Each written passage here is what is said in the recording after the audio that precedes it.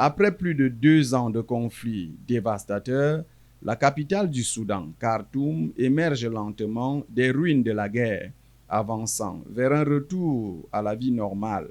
Dans une grande partie de la ville, les cicatrices de la bataille restent visibles.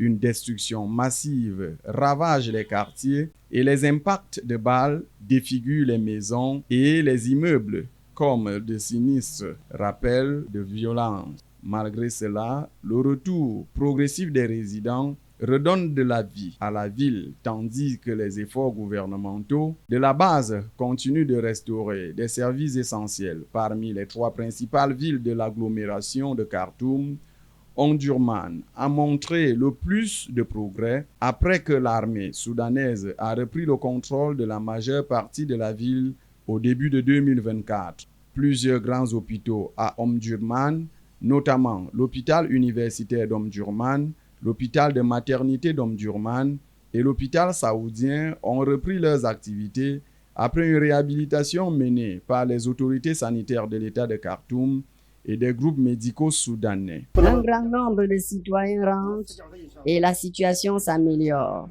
en particulier en ce qui concerne les infrastructures de santé. Les travaux de maintenance sont en cours à l'hôpital d'Asie, l'hôpital d'Omdurman est opérationnel et l'hôpital de Al-Touga est également en cours de maintenance. Un rapport publié jeudi par les autorités de santé de l'État a révélé que 7 grands hôpitaux à Omdurman avaient été délibérément ciblés et pillés pendant le conflit, dont 4 sont désormais de nouveaux en service. Les services d'eau s'améliorent progressivement également. Dans une déclaration jeudi, l'autorité de l'eau de l'État de Khartoum a annoncé que les stations d'Al-Gamayer et d'Abou Seïd avaient repris leurs opérations avec des réparations en cours sur 5 anciennes stations endommagées par la guerre. Khartoum reste la ville la plus touchée par la guerre, avec des destructions visibles partout. Des véhicules calcinés bloquent les rues et les ordures non collectées s'accumulent dans les quartiers. Les services de base comme l'eau, l'électricité et Internet sont rares, tandis que les prix des produits essentiels ont explosé et certains biens sont presque introuvables. Pourtant, les habitants s'adaptent. Pour atténuer la crise de l'eau, les autorités ont repris les opérations de la station d'eau de Soba, le principal point d'approvisionnement de la ville. L'eau a commencé à atteindre certains quartiers du sud, avec des efforts en cours pour élargir la couverture. Des initiatives locales comblent les lacunes. Dans le sud de Khartoum, les comités de résistance de la ceinture du Sud, un groupe de jeunes volontaires répare le centre de santé Al-Azhari, pillé et détruit pendant le conflit. L'électricité est un autre défi majeur. Le réseau électrique de la ville est en grande partie détruit, au-delà de toute réparation, par les efforts du gouvernement et de la communauté. Certains habitants dépendent des panneaux solaires et des générateurs. Bien que la reprise du commerce soit lente, certains marchés ont réouvert. En fait, la situation s'améliore continuellement. La vie change maintenant, les hôpitaux fonctionnent, les marchés ont retrouvé leurs activités, les transports sont disponibles.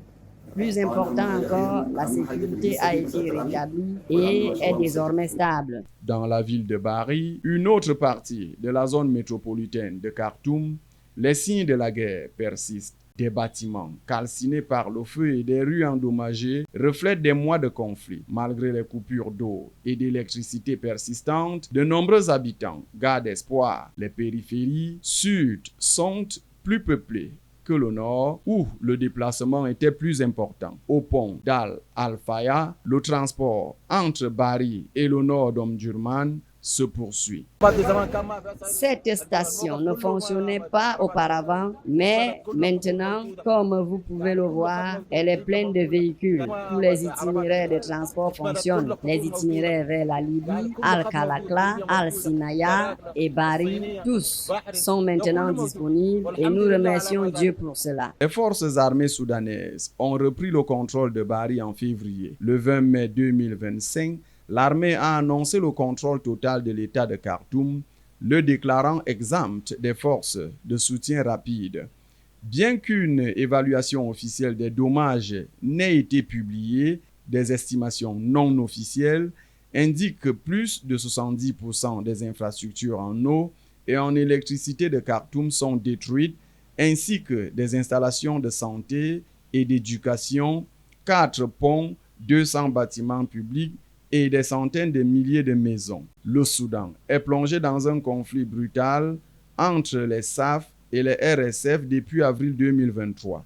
La guerre a tué des dizaines de milliers de personnes et forcé des millions à fuir leurs maisons, tant à l'intérieur du Soudan qu'à l'étranger.